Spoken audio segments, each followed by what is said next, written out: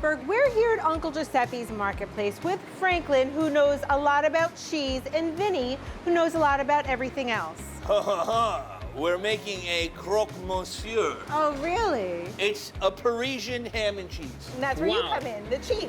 Yeah, Oui. one of these gourmino gruyere, and we have a Swiss gruyere. This is real ham, okay? Sourdough. So you want to melt your butter down. Butter is melted, okay? Okay. I want to absorb all that butter. We got our gruyere sliced. Bechamel is thickened milk, okay? We're gonna take some of our Dijon here, mix it together, chop some of our chives right here. We're gonna add some of that right there to the bechamel. We're on a super low heat because we're doing everything in the pan. We're gonna put our bechamel down. Now we're gonna layer in our gruyere, take our Comte.